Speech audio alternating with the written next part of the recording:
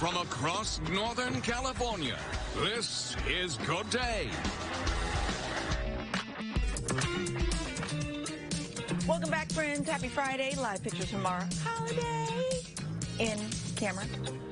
It is 8:13 now. We want to thank Del Rio and Caraway for sponsoring our huge anniversary special yesterday. They are so awesome. And they happen to be in studio this morning to talk about some of the biggest cases from 30 years ago. Yes, 1995 was the year. Dan and Chuck from Del Rio and Caraway are here with us. Good morning, guys. Thanks for being with us. Morning. We joked before the break that we could think of one big case from 1995, referring to the OJ case. We'll get to that in a bit. But I want to start with, and I can't believe it's been 30 years, the McDonald's hot coffee case. Oh, that's right. Which, at the time was like, it was late night monologue jokes, stuff like, of course your coffee is going to be hot. I'm curious, though, where that case stands, like in the not only legacy, but also the legal record in terms of these types of suits 30 years later. It's a really interesting case because that case has become the platform for tort reform in the United States. Everybody looks at it and says, this is the quintessential frivolous lawsuit. Of course coffee's hot. You shouldn't handle hot coffee when you're driving. The problem is it's because a lot of it was distorted.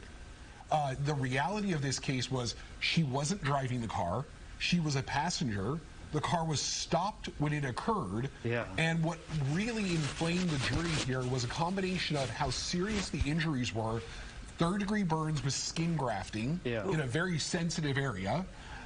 And the other big part was the jury was really, really bothered by the fact that McDonald's knew this coffee caused burns. They had plenty of studies. They had plenty of claims, 700 plus claims that had been made for injuries by this coffee. And they just basically said callously, like, look, it's not enough for us to change it. And so the jury was really outraged, and that's what this case became about. You have to understand, the original demand for settlement negotiations was only $20,000. That's all she asked for. Wow. She said, hey, my medical bills are $10,000. I've got about $5,000 in wage loss. $20,000. I'm out. That's all I want. McDonald's said, how about $800? And that's what started all of this. So that goes into a lawsuit. That goes all the way to the court. The compensatory damages for her actual medical bills were only $160,000. That's all that she, in terms of what she proved up, in terms of medical, economic, pain and suffering, that's all it was. The rest was the jury's sheer outrage in punitive damages. Their original award was $2.7 million in punitive damages. The calculation is understood to be, they said 2 days of coffee sales for McDonald's would teach them to change their policy. The judge ended up lowering it because we have rules in the United States about how high punitive damages can be compared to compensatory. We don't all agree with them, but the judge lowered it so that it was only 3 times the compensatory, so it came out to like $640,000 total. And this has been exaggerated now as like, oh my God, look at the situation. This is just a total, go for the cash grab and all of that, and it's become the biggest, the poster child. It really has. But you're saying, but the merits of it actually stand up. Look. Third-degree burns are as bad as it gets. Skin grafting is horrible. This woman had 2 years disabled and only asked for $20,000.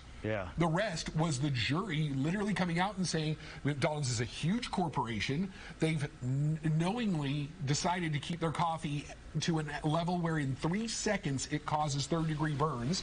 That's outrageous. It's way too dangerous to do.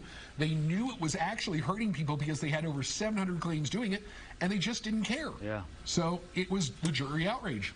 So the other big case that we talked about, the O.J. Simpson trial. Anybody who was old enough at the time can remember where they were. I'm curious for you, Chuck, as now that you're a lawyer, because you were not a lawyer at the time, O.J. famously was found not guilty. Your thoughts now, knowing the law the way you do on that verdict, and regardless of whether you feel he did it, but the lawyering that was done in the trial. Well, I mean, they called him the dream team for a reason. I mean, this is some of the best lawyering that you're ever going to see.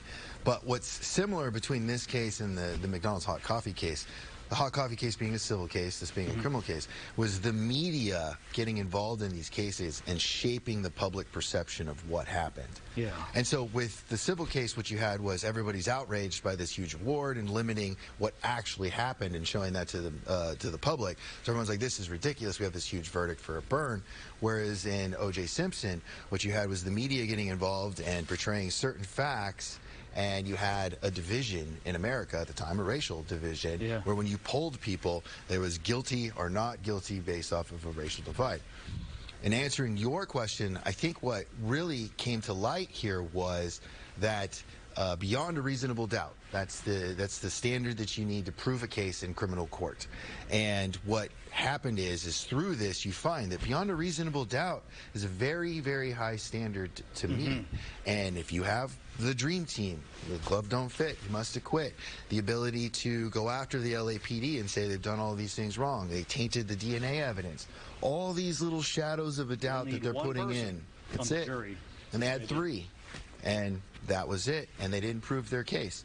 But what we see afterwards is that they go into the civil arena, same basic case, but they're suing now for wrongful death, lower standard that they have to prove, and he's found guilty. Yeah, he's found liable in that case. Gentlemen, thank you so much. We appreciate your expertise and, you know, being part of our 30th anniversary as well. Really appreciate it. Thank you, guys. Thank you. Did you guys get your shirts? No. Okay. Oh. I'll handle that. Give me 2 minutes. Give me 2 minutes. Yeah, good day shirts. Thanks a lot, guys. Appreciate it. All right, it is 8:20 now, adding more splashes of color to Midtown.